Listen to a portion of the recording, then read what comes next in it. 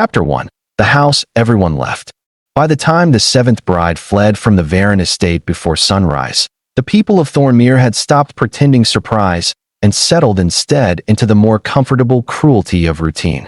In a small frontier town, disaster always becomes entertainment once it survives long enough, and Kaelin Varen's misfortunes had ripened into a story people could carry from bakery to smithy to tavern without needing any fresh tragedy of their own. The house on the hill was cursed, they said. The bloodline was touched. His dead mother had bargained with roots and winter spirits. His father had dug too greedily beneath the old barrows and brought something home that sat now in the walls, in the beams, in the silence after midnight. Others, kinder but no more useful, said the curse was probably only grief and loneliness passed down until it grew teeth. Every version ended the same way. Women who married into House Wren did not stay. Some left weeping before the wedding candles fully cooled. Some lasted 3 days, one almost 6. None remained long enough for the orchard to bloom twice under their names. Kaelin heard all of it and answered none of it. He was 29 that autumn, broad through the shoulders from years of farm labor rather than vanity, with a face that might once have been handsome if life had ever allowed it to soften. Instead, there was only that hard, quiet wear to him which comes to men too long acquainted with sickness, debt, failed promises, and the humiliating necessity of needing people who discover very quickly they cannot bear to remain. His father had died half-mad in the winter room with blood on his lips, naming apologies to a wife already buried and a son too young to understand them. His mother had gone years earlier, not by curse or scandal but by fever, leaving behind one old songbook, a silver comb, and a boy who thereafter learned to measure love by how much of it disappeared.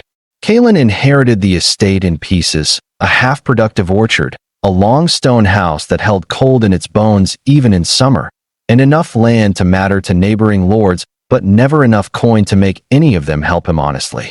Marriage, everyone said, would stabilize things. A wife would bring household order, perhaps a dowry, perhaps heirs, perhaps simply another breathing soul to interrupt the oppressive hush that gathered in the Wren halls after dusk. So he tried. And every time, the result was the same. The women did not all leave for the same reason. That would have made the wound easier to categorize. One found the house wrong and could not explain further. Another said Kaelin slept like a dead man and woke like a soldier under attack, which made her fear she had married a ghost wearing skin. One admitted with ugly, useful honesty that she had thought the estate size worth the discomfort until she spent 3 nights hearing him walk the halls in absolute darkness, as if listening for someone who never arrived. Another never even blamed him directly. She merely packed at dawn after standing in the orchard and watching him kneel in the rain to speak to one of the old apple trees as though it were family. The town found these stories delicious because the border always prefers strangeness over sorrow. It is easier to say a man is haunted than to admit he may simply be so long broken by abandonment that ordinary domestic life cannot root in him. Kaelin did not chase any of the brides when they left. He signed the dissolutions when needed, returned such dowries as the estate could manage, and went on living in the same great stone house, as if every departure had only confirmed what some hidden part of him had already known. He was survivable in the short term, but not inhabitable. Then the county magistrate arrived with the tax writs and the final practical insult. The Wren lands had been protected for generations under a family continuity charter, so old it still bore the wax impressions of 2 extinct minor lords and 1 crown line no one remembered fondly. That charter, neglected until it became convenient for predators, contained a clause now discovered at the exact worst hour. If the direct lord of the estate remained without a lawful household partner and named heir arrangement by winter's close, the surrounding acreage could be folded into emergency stewardship under Baron Elric Dorn for the stability of grain and trade routes. Baron Dorn, naturally, had been waiting years for a clean pretext to absorb the Wren orchard and lower fields. He arrived in person to offer sympathy so smoothly that Kaelin nearly struck him with the tea tray. "A man alone cannot keep this place from collapsing forever," Dorn said, standing beneath the Wren eaves like a creditor pretending to be weather. "It is not cruelty, only administration. If there were a wife, perhaps, or the visible promise of continuity." He let the sentence trail because men like him love making their victims finish the trap out loud themselves. By week's end, the town knew. Of course it did. Thornmere always knew by supper what had happened by noon if shame was involved. The talk shifted quickly from mockery to a newer, meaner amusement. He would have to marry again. Poor bastard. Who would take him now? Maybe some debt-ridden widow from the south. Maybe a desperate border girl with blind parents. Maybe no one at all. The crueler men in the taverns began placing small wagers on whether Bride 8 would last longer than 5 nights. Kaelin heard some of this by accident, some directly, because in towns like Thornmere people are often boldest with a wounded man when he looks too tired to bleed over it. His steward, old Bran, suggested leaving. Sell what you can. Keep the upper orchard. Take the road east. Start where no one knows the story. But Kaelin looked around the house, the worn lintels smoothed by generations of hands, the blackened cookfire stones, the winter room where his father had died naming regrets. The orchard Rose's mother once walked barefoot in spring and knew he was too deep-rooted for that kind of survival. If the place was doomed, he would doom with it. If the law required a wife to recognize he was still a man entitled to his own name and soil, then he would find one more willing fool and let the town laugh again until the snow covered all of them alike. It was Merrick the horse trader, drunk enough to say what sober people avoided and sober enough to mean it, who changed the shape of things. If no human woman will stay, he muttered over dark ale in the back room of the Lantern Ram, you may as well try the mountain road. Kaelin looked up slowly. He knew what Merrick meant before the name was spoken. North of Thornmere, beyond the black spruce line and the split granite passes, lay the settlements of the Red Tusks, an old Orc clan line that traded winter iron, goat wool, and war service contracts with the lowlands when it suited them. The townsfolk talked of them as if they were all battle and appetite, but Kaelin had done enough border hauling in younger years to know the truth was more complicated. The Red Tusks were stern, territorial, and very difficult to cheat. They also held marriage as oath rather than performance and did not abandon their own lightly. The suggestion was absurd, humiliating, almost suicidal in its social implications, which is why it stayed with him. 2 mornings later, he rode north under a sky the color of hammered lead, saying nothing to Bran except that if he was not back in 3 days, the steward should hide the silver in the flour cellar before the magistrate came with inventory men. The road to the Orc settlements wound through pine dark and old frost valleys where sound carried strangely. By dusk of the 2nd day, he reached Black Fallow Hold, a broad timber ring fort built into the mountain shoulder with smoke rising from longhouses and a gate carved in old runic law. He was searched, laughed at, and brought before Matron Gorza of the Red Tusk Central Hearth. She was huge, gray-green, broad as a door, and old in the way of stone walls, weathered, immovable, and likely to outlast anyone foolish enough to lean on her too hard. She listened to his petition with the slow astonishment of someone being offered a very specific kind of entertainment. You are telling me, she said at last, that 7 human women ran from your house. Your town laughs when you say the word bride. A baron waits to steal your land. And now you have ridden into my hall to ask whether an Orc woman might do better? Kaelin stood in front of her central fire with every eye in the hall on him and discovered, strangely, that humiliation had burned itself clean enough to make honesty easy. Yes, he said. The hall erupted in laughter. Not all unkind. Some of it disbelieving, some delighted, some from younger warriors who clearly assumed he had a death wish disguised as a legal problem. Gorza herself threw her head back and laughed until one of the old grandmothers beside her had to wipe tears from her cheeks. Then the matron leaned forward, elbows on knees, and regarded him with new interest. And what do you offer? She asked. A haunted house.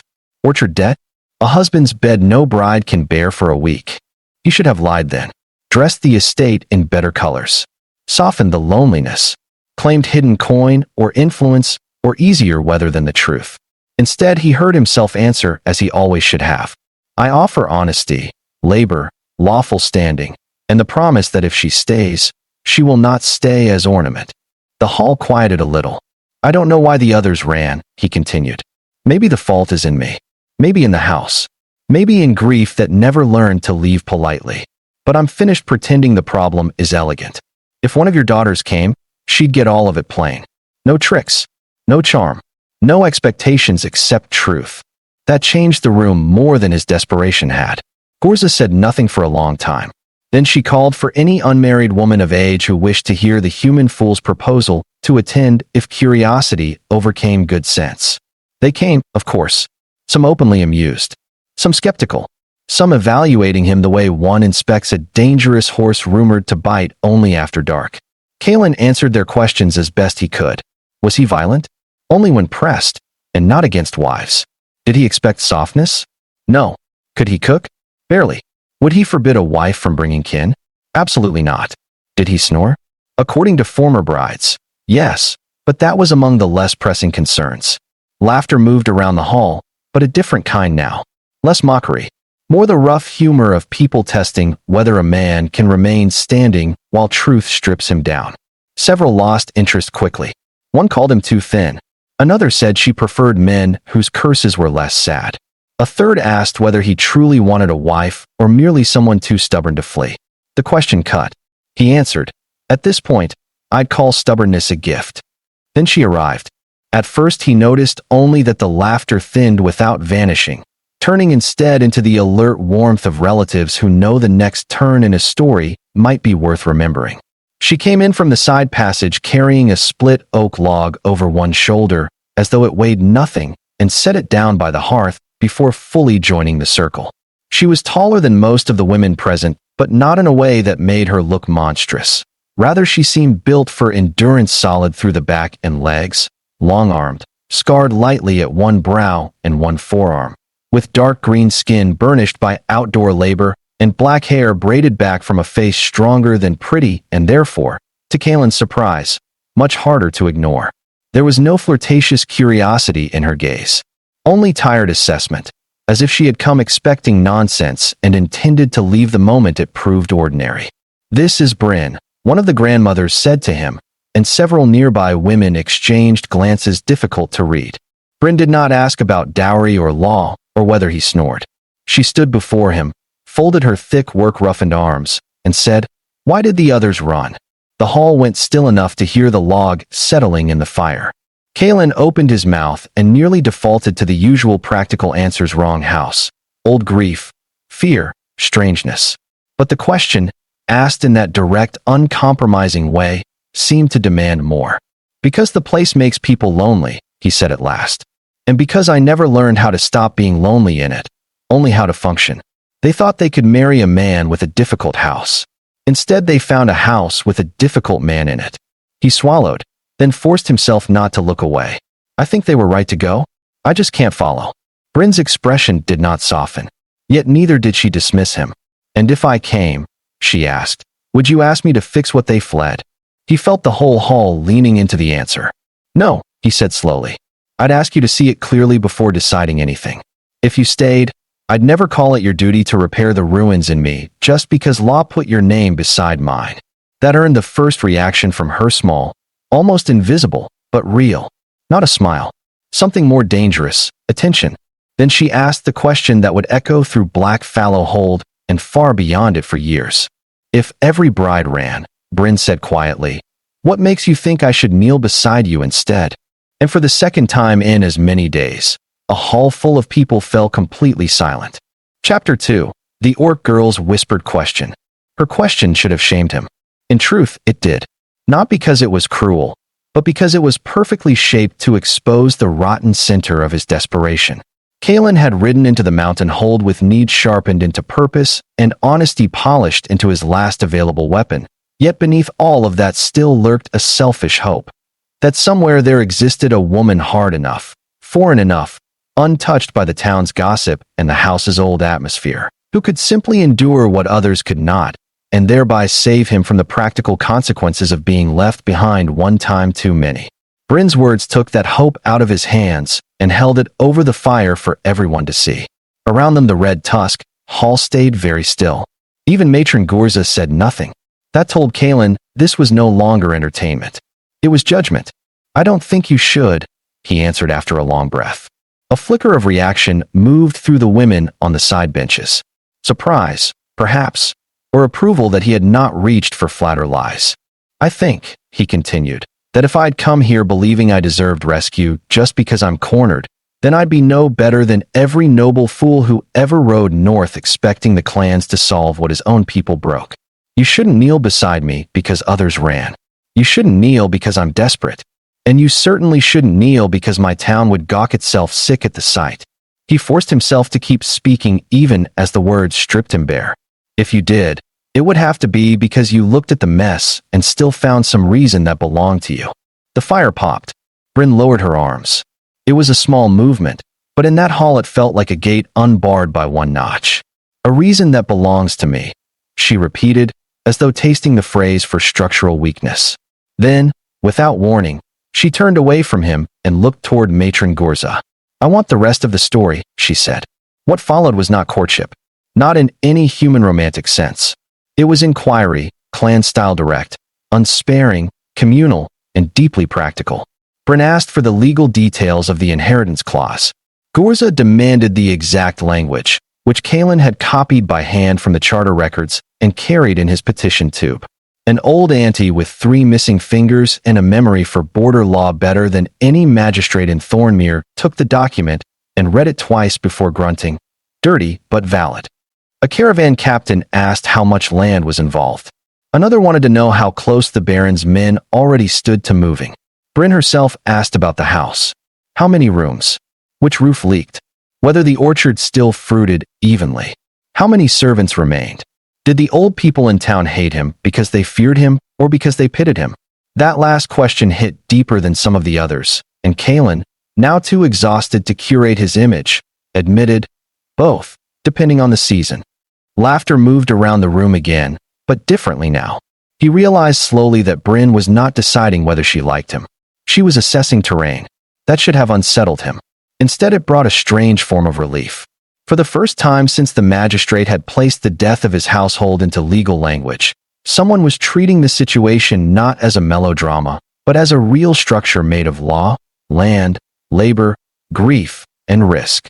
And Bryn, stern-faced, quiet, still carrying traces of bark dust on one sleeve from whatever work she'd interrupted to stand here, was the first person to ask questions that sounded less like gossip and more like strategy for survival.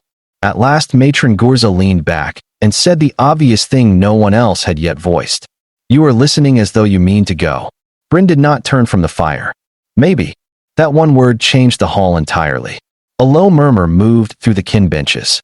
One of the older women muttered something about stubborn daughters and impossible weather. A younger warrior snorted. If she goes, the house won't be the thing people fear after dark. Kalen, who had been trying very hard not to hope too quickly, felt something between alarm and disbelief rise in his throat. Bryn finally looked back at him, and if there was any softness in her, it was buried deep beneath practical resolve. You should know something first, she said. I was offered 3 marriage paths in the last 4 winters. I turned all of them down. He blinked. Why? Because they wanted an orc wife, she said. Not me. The sentence landed with quiet force. Kalen understood at once what she meant and hated that she had likely needed to say it at all.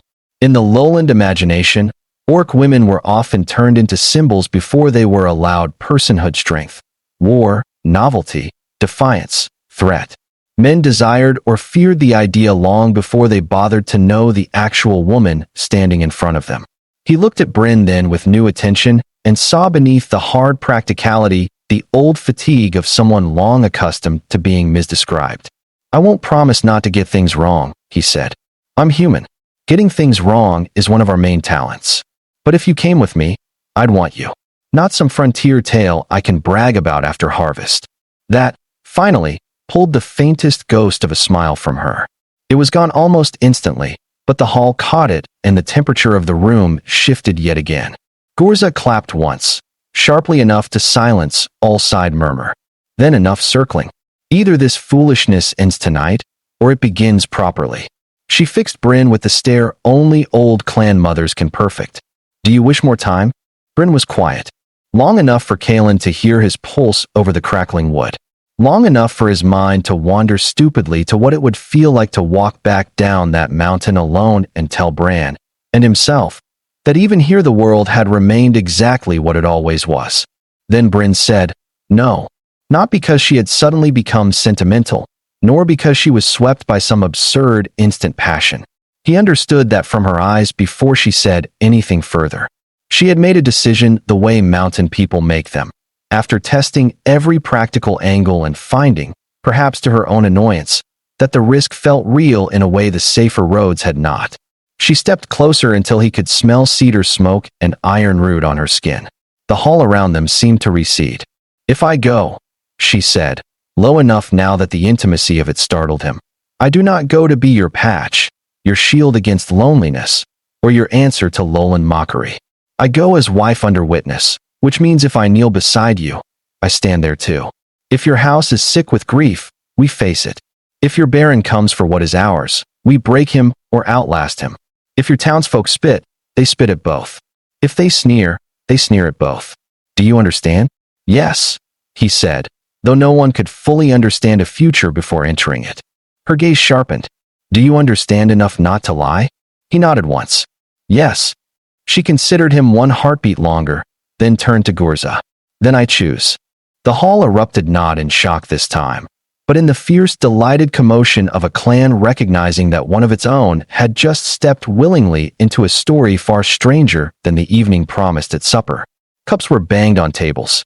Someone near the rear started laughing uncontrollably.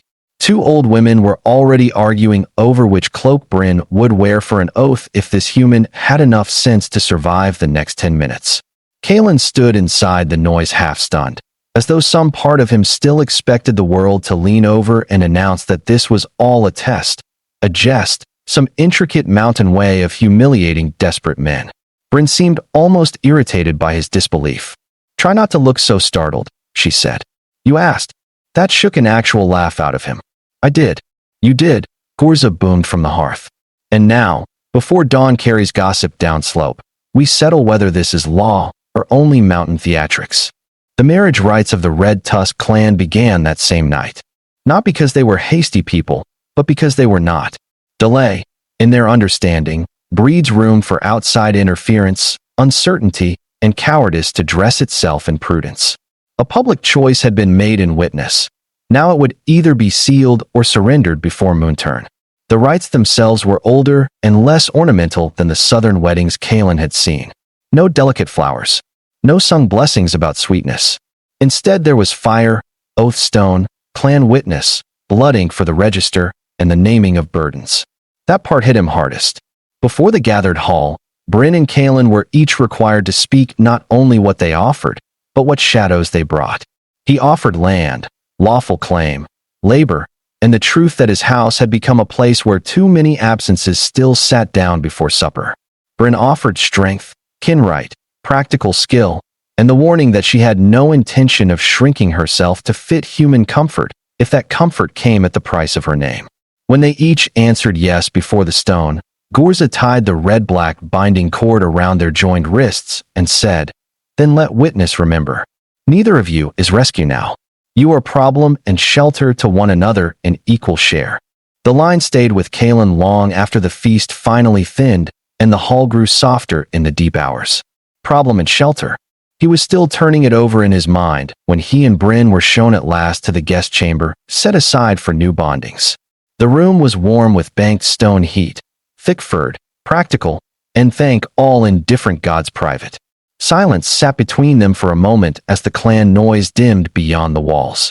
Kalen became acutely aware that he was alone with the woman who had just agreed to tie her name to his before 100 witnesses.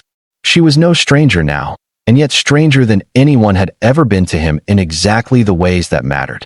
Bryn untied her travel knife first and placed it on the side table. Then she looked at him with open, unflinching curiosity. "Well," she said, "you've gone very still. Is this where the 8th bride finally runs?" Something warm and cracked open moved through him, then humor, fear, gratitude, desire, all mixed so tightly he could not separate them. "No," he said. "I think this is where the fool realizes the mountain took him seriously." That earned him a proper smile at last, brief but real and sharp enough to light the whole room. "Good," she said, "because I did not come down here to run." Chapter 3. The Wife Who Stayed.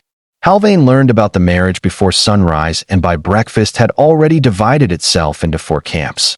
Those scandalized on principle, those delighted by scandal as principle, those furiously loyal to Baron Dorn and therefore inventing new reasons why border law should not apply to this particular disaster. And those practical souls who had seen enough winters to know that if a lawful wife now stood between a hungry lord and the Vale lands, the smart move was to wait and see which way. The first real pressure bent. Kaelin and Bryn, escorted by 6 red tusk riders and 1 grandmother who claimed she only came south because someone must make sure the human house uses salt correctly, entered the town under a sky white with early frost and passed through streets lined not with attack, but with the sharper cruelty of public attention. Men paused in unloading grain. Women leaned from upper windows. Apprentices forgot to hide their staring. Children, bless them for their honesty, simply pointed. Beside Kaelin, Bryn rode like a stone idol given motion combat, openly observant, unashamed of any eye that rested on her. Whatever fear she felt, if any, she kept it buried beneath a discipline deeper than his. It struck him then, painfully, that she had not married a safe situation either. She had ridden into a town that would judge her before hearing her, in a house already haunted by absence. Yet she did not flinch. Baron Dorn, naturally, chose aggression disguised as law. He was waiting at the Vale estate gate with Magistrate Pell, 3 county clerks, and enough paper to make the morning look official if one ignored the armed retainers just beyond the hedgerow. Dorn himself wore grief black trimmed in hunting green, the colors of a man intending to appear patient and burdened while stealing another family's life under seal. Master Vale, he said before Kaelin had fully dismounted, I had hoped this mountain excursion was merely rumor. Instead you return having made a mockery of county inheritance with a dash. His eyes shifted to Bryn, and he changed the noun at the last possible second. With a hasty, irregular union. Bryn swung down from her horse before Kaelin could answer. She landed lightly for someone built like a gate tower and walked to the nailed notice on the post, as if Dorn were already beneath the level of interruption. She read the writ once, then peeled it off the wood and handed it to Kaelin. His script is weak, she said in a conversational tone that carried beautifully. Does that matter in human law? A few of the townspeople close enough to hear hid smiles badly. Dorn did not. This matter concerns recognized civil inheritance, he snapped. The compact with the mountain tribes was never intended to let desperate men import armed wives to distort succession. One of the red tusk riders behind Bryn actually barked a laugh. She lifted one hand without looking back, and the rider quieted instantly. Then she faced the Baron. You say wife as though it were a weapon, she said. In this case, perhaps it is. Then perhaps your law is weaker than you thought. Magistrate Pell cleared his throat in the dying way of men who regret every choice that led them into a public confrontation between wealth and undeniable statute.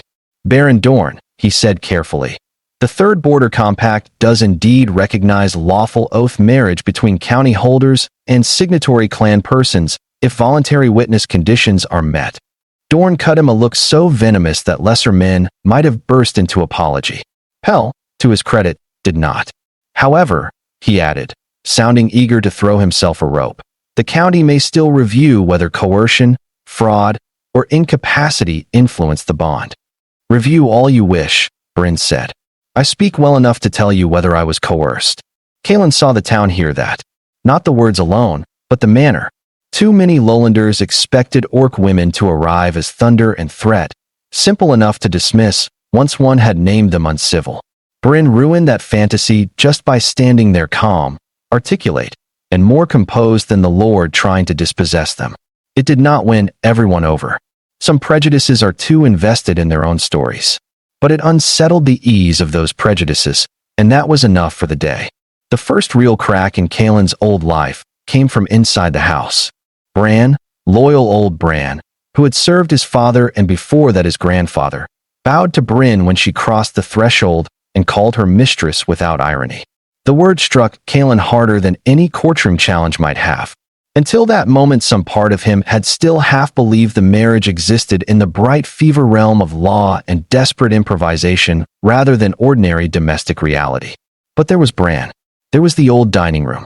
There were the cold hearthstones, the draft from the west hall, the familiar grain dust in the side passage, and into all of it stepped Bryn, carrying her travel pack and looking around not like a guest, but like a builder taking first measure of a damaged structure. She saw the house immediately.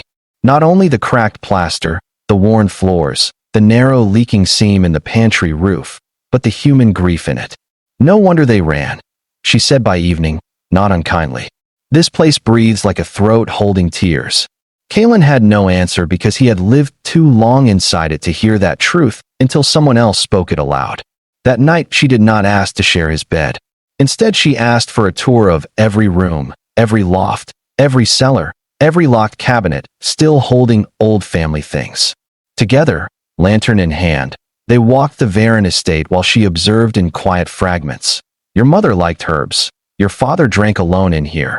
This corridor twists like someone expected to eavesdrop through it. Why is the nursery sealed? How long since anyone opened these shutters? Who taught you to leave one chair empty at table? By the time they returned to the kitchen, Kalen felt as if she had peeled the house open plank by plank and laid its history on the boards between them. And yet she stayed. The second day, the taxmen came. The third, a grain inspector with suspicious timing. On the fourth, a priestess from the county temple who politely inquired whether Bryn intended formal conversion before assuming duties as lawful mistress. Bryn answered, "Do you intend formal conversion before judging mine?" And the priestess left in such stiff silence that Merrick later nearly choked laughing when he heard. Small skirmishes, all of them. Pressure. Testing. Dorn's way of learning whether the marriage was merely theatrical and would crack once it had to survive ordinary hostility. Kalen braced for Bryn's patience to fray, for her to recognize the full ugliness of what she had tied herself to and decide the mountain had not, in fact, sent one of its daughters into this nonsense to become every townsman's lesson in frontier legality. Instead, she rooted. She took over the kitchen stores by the end of the week because Bran, for all his loyalty, had been letting half the winter roots go soft and damp bins no one had reorganized since Kalen's mother died. She worked the lower orchard in rolled sleeves and found 2 blight runs before the steward did. She faced down 3 market wives who came under the pretense of welcoming courtesy but really wanted to inspect whether the famous orc bride ate with proper tools and spoke in whole grammar. She even went alone once to the smithy for replacement hinges and returned having negotiated not only a fair price, but a standing repair favor from the blacksmith's mother, who announced afterward to the whole lane that the mountain wife talks better sense than half the council. Each small victory would have been nothing in itself. Together they changed the weather of the town. Kalen noticed another change too, one closer and harder to name. At night, when the house settled and the cold pushed in from the hills, Bryn would sit with him at the long kitchen table while he checked ledgers, or she mended harness or sorted dried herbs by scent and color. Sometimes they talked, sometimes not, but the silence no longer had the old oppressive quality of abandoned rooms. It became inhabited silence, the kind that carries 2 lives without immediately trying to devour one of them. Once, very late, he woke from the old war dream he had never told anyone about, the one where his younger brother's horse came back riderless in the flood year, and his father said nothing for 3 days after. He sat up in the dark guest bed they still awkwardly shared, as if proximity itself might startle things, breathing hard.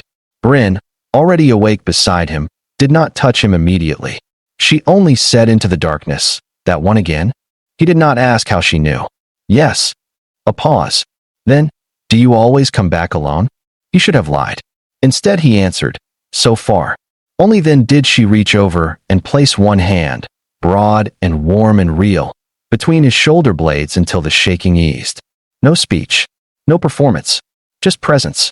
By the 6th day, town gossip had begun to mutate from mockery into irritation. That bothered Dorn more than open resistance would have. He could fight scandal. He could crush open defiance in court. What he could not easily manage was the slow communal realization that the marriage might not only be lawful, but functional. Worse, that Bryn might actually improve the Vale estate enough to make his previous stewardship necessity claims look predatory in retrospect. So he reached for older law. Blood challenge. Property right by champions contest. Hardly anyone still used it because civilized people prefer to pretend violence grows from accidents rather than from the codes they preserve for moments exactly like this. Yet there it was, legal, dusty, ugly, and suddenly useful to a desperate baron who understood that ledgers and inspections were no longer eroding the marriage quickly enough. The summons arrived nailed to the gate in the half-light before dawn. Wren found it first and nearly tore it in half from outrage before remembering that legal papers, unlike wasps, only grow angrier when struck blindly. Kalen read the challenge in silence while the frost smoked off the fields around him. One champion from each side. Winner secures uncontested property claim. Loser yields all future legal contest under county witness. Dorn had named Garan Voss, former militia swordmaster, and a man large enough that children moved out of doorways when he entered. It was meant not only to win, but to remind everyone that beneath the velvet of county law still waited the old brutal male logic of possession. Marriages could be litigated. Land could be interpreted. But a body beaten flat before witnesses under lawful challenge had a way of silencing argument for a generation. Kalen knew, with complete and useless clarity, that he would lose. He had worked with tools and weather, not with discipline. He could swing a blade well enough to scare drunk thieves and dispatch sick animals without shame. Garan Voss would fold him into the commons dirt before the first exchange settled. Wren knew it too. Refuse, the old steward said immediately. Let Dorn howl. Better a legal siege than your death. But refusal would concede more than land. It would tell the whole county that House Vale stood only by borrowed law and mountain intervention, not by any surviving courage of its own. Kalen hated how much that mattered to him. Hated more that Dorn understood it. He found Bryn in the lower orchard, knee-deep in the east rose, cutting away dead branchwood with a hooked knife while morning cold silvered her hairline. She looked up once when he approached and somehow read the whole thing in his face before he handed her the summons. She took it, read, and then let out a low breath between her teeth that sounded very much like contempt made practical.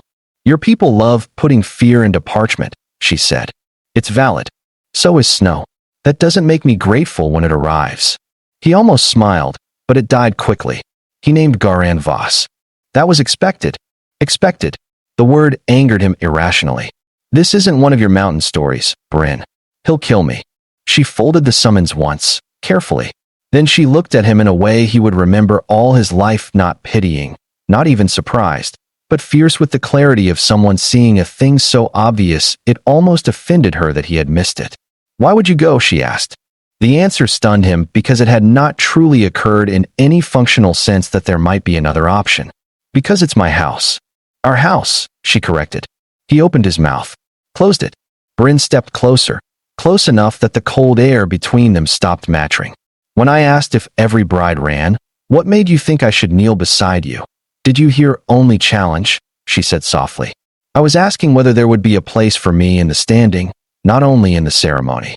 If your law lets the house be defended by the chosen spouse, then I will defend it. She placed the summons flat against his chest with one hard palm. You asked for a wife. You got one. Stop trying to be lonely in decisions that belong to two. There are moments when a man realizes the shape of his own habits has become the real prison. Kalen had spent so many years treating burdens as solitary that he had nearly turned marriage itself into another form of isolation, one where he would die nobly for a house, while the woman who had tied herself to it stood politely aside. The shame of that hit him hot and immediate. So did something else. Relief. Fierce, terrifying relief. You do that. Bryn's expression sharpened. I crossed a mountain, bound my name to yours, survived town gossip, and reorganized your root cellar. Why do you keep sounding surprised that I mean the oath? He laughed then, once, helpless and cracked open. The challenge would be answered. And for the first time since the seventh bride fled before dawn, Kalen understood that the thing shocking his town was not merely that an orc woman had married him. It was that she had no intention of leaving when the real danger finally arrived. Chapter 4. Until the orc girl refused to leave and knelt beside him. The commons filled long before midday. Nothing draws a frontier town more surely than the promise of public legality sharpened into ritual violence. Thornmere came in boots and shawls and market aprons, in wagon dust and church gray and workshop soot. Farmers stood beside minor merchants who had once mocked Kalen openly and now pretended grave neutrality. Children were dragged back by their sleeves whenever they edged too close to the challenge ring. The county guards formed a formal perimeter less to preserve order than to preserve the appearance that what would happen here belonged to civilization rather than appetite. Baron Dorn arrived with the composed stiffness of a man who believed the outcome already tucked itself obediently inside his purse. Garan Voss came behind him in plain leather and mail, carrying no theatrical menace because true professionals rarely need it. He was thick-necked, scarred, and utterly at ease in his own reach. Kalen stood with Bran and Merrick near the south post, the challenge token cold in his hand, and felt his old life pressing around him from all sides. The orchard, the dead father, the runaway brides. The whole long, humiliating road that had ended in this field with his house balanced on a law older than most of the spectators' grandfathers. He kept thinking he should be the one stepping into the ring, that whatever marriage had made possible, honor still pointed in one direction.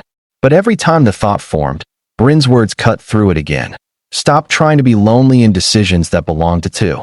She stood a few paces away with the red tusk escort and two of her older kinswomen, wearing no ceremonial finery, only a fitted leather harness over dark wool, bracers at the wrist, and the same hooked mountain confidence with which she had first looked at his collapsing life and decided it could, perhaps, still stand. Magistrate Pell raised the challenge rod and called for House Vale's chosen champion. The crowd leaned forward. Kalen took one step before Bryn's hand closed around his wrist. Not hard. Certain. He turned. She did not smile. There was no mockery in her face. No need to make this easier for his pride. Only the deep, fierce steadiness that had already saved him from several forms of foolishness and was now about to save him from another. Stay where you are, she said quietly. The words, simple as they were, moved through him like impact. Around them, the crowd had begun to notice the pause. Murmurs spread. Dorn's expression sharpened with eager contempt. He thought, clearly, that the human was faltering, the famous mountain wife perhaps discovering at last the difference between talk and contest. Then Bryn stepped forward alone. The murmuring broke into open sound. It was not pure outrage. Too many in Thornmere had enough memory of border law to know, dimly, that what she was doing was possible. But possibility and social permission are never the same thing. Men objected first, reflexively, because half the county had built its sense of order around watching other men risk themselves in public, while women paid the cost privately indoors. A challenger's wife entering the ring did not merely threaten Dorn's claim. It insulted the deeper script. Garan Voss himself looked more annoyed than threatened, which made sense. He had likely been told to break a desperate husband, not manage the spectacle of a mountain orc spouse in front of half the district. Magistrate Pell, to his reluctant credit, did not equivocate. He lifted the challenge tablets and read the clause aloud for all to hear. House claim may be defended by bloodholder or lawful spouse under witness bond if both are named equally in residence and obligation. Legal. Binding. Recognized. The commons quieted by force of law, if not grace.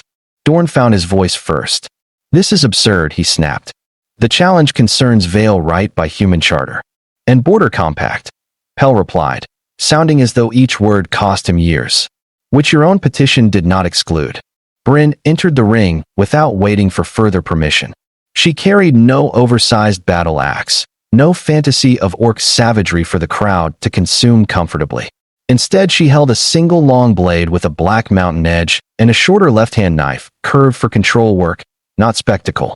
Her movements were economical, unreadable to those who mistook stillness for hesitation. Garan saluted the magistrate, then gave Bryn the stiff nod of one professional acknowledging another despite all the social nonsense piled around them. I'll not shame you with softness, he said. Good, Bryn answered. I'd have thought less of you. The first exchange happened so quickly the crowd missed its meaning. Garan came in with the confidence of reach and tested strength, expecting perhaps to learn whether she favored brute force, speed, or evasion.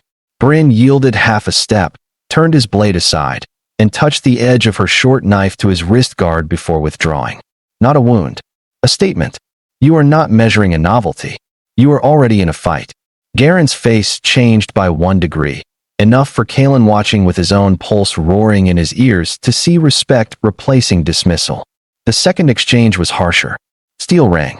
Garan drove high and left, forcing her toward the ring edge. Bryn dropped lower than seemed possible for her size, came up inside his guard, and clipped his shoulder seam hard enough to split the leather. Gasps rippled through the commons. Dorn stopped breathing correctly. After that it became real. The duel was not a brawl. It was argument through skill, every feint, shift, and impact a claim about who understood ground, timing, and pain more completely. Garan had size and long-practiced human form on his side. Bryn had mountain balance, a predator's patience, and the infuriating discipline of someone who did not need the crowd to confirm she belonged in the ring. Twice he nearly drove her back far enough to break rhythm. Once she staggered under a shoulder check and blood brightened at the edge of her mouth. Kalen nearly vaulted the barrier then, every old instinct screaming uselessly inside him. Merrick caught his arm hard enough to bruise. "Trust her," he hissed. Easier said than survived. Then the duel turned. It happened when Garan, perhaps tired of being made to look uncertain before so many witnesses, committed fully to a killing sequence. It was the correct tactical choice against most opponents. End it fast. Reassert dominance. Leave no room for the strange to become precedent. He drove in with a heavy top-line assault meant to force Bryn either into panic block or a retreat step that would open her ribs. But Bryn did not retreat. She knelt. The motion stunned the crowd because it looked, for one impossible second, like surrender. Not collapse. Not stumble. A deliberate kneeling drop beneath the killing arc, low enough that Garen's blade bit only air and momentum.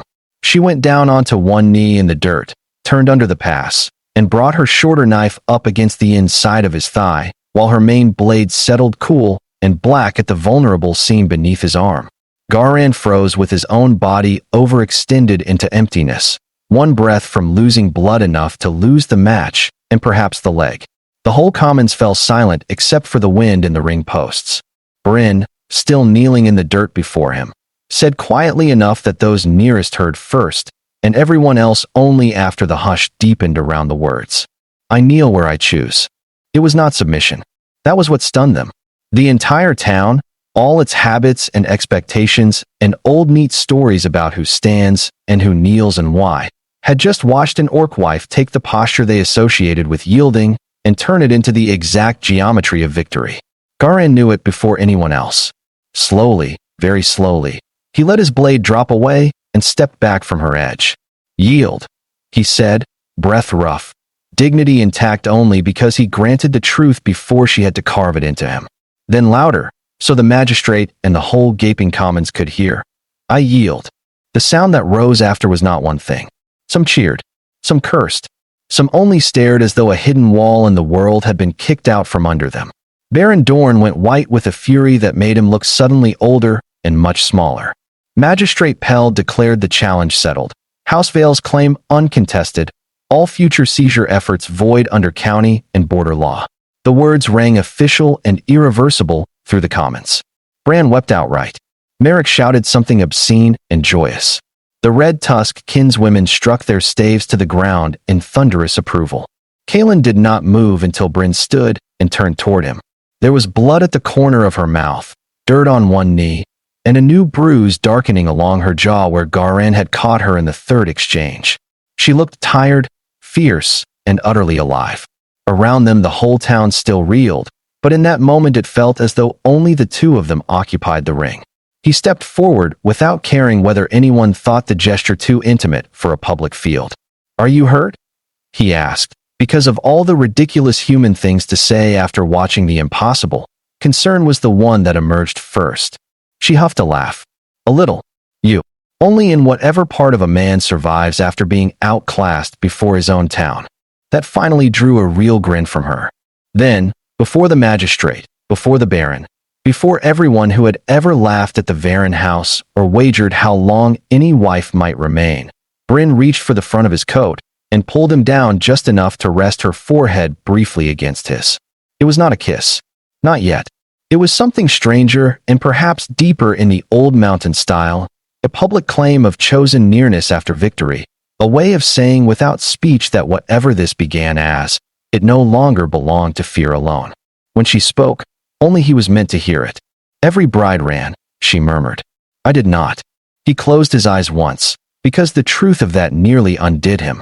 When they rode back to the estate, the town watched in a silence wholly different from the one that had greeted them days before. Not all prejudice died in one afternoon. Not all contempt. But something had shifted in the foundation. People had seen Bryn kneel and win, seen the law bend where they thought it fixed, seen House Vale defended not by desperate male pride, but by a wife who refused to be rescued in secret and absence in public. That kind of witnessing changes the weather whether people admit it or not. The hardest part, it turned out, began after the victory. Not because danger vanished, it did not. Dorn would nurse his humiliation into other poisons. The house still needed repair. Winter still approached. Kalen still carried his old loneliness like a half-healed wound. Bryn still had a clan in the mountains and a self too large to be absorbed into anyone's idea of domestic quiet. But now they faced those things inside a truth no legal trick could take back. She had not come to save him for a week and flee before the walls closed in. She had knelt beside him in the dirt before the whole county and turned staying into something stronger than pity. That night, after the clan escorts returned north and Bran finally stopped pacing the yard like a man expecting the day to reverse itself out of fairness, Kalen found Bryn in the orchard under the winter bare branches. Moonlight silvered the rose, and the cold had that clean edge which makes every breath feel newly forged. She stood with one hand on the trunk of the oldest apple tree, the one his mother had planted and his father had almost let die after grief took the house apart by degrees. For a while he stood beside her without speaking. You know, he said at last, I went to Blackfallow because I thought I needed a wife quickly. Bryn's snort made white mist. A tragic beginning to any love song. He smiled. And now? She turned, studying him with that same direct, unflinching gaze that had first undone him in her clan hall. Now, she said, you need to learn how to live with one who stays. Then she took his hand and placed it against the rough bark of the old tree. Her hand settled over his. Roots are not quiet things, husband, she said softly. They break stone. They hold when storms pull. They tangle together or they die shallow. The orchard stood around them, dark and waiting. The house on the hill no longer felt like a place everyone left. And if the town told the story for generations afterward, as of course it did, it never forgot the line that mattered most. Not the foolish request. Not the scandal. Not even the challenge ring. It remembered the orc girl who refused to leave and knelt beside him. And how, in kneeling, she proved she had never once intended to yield.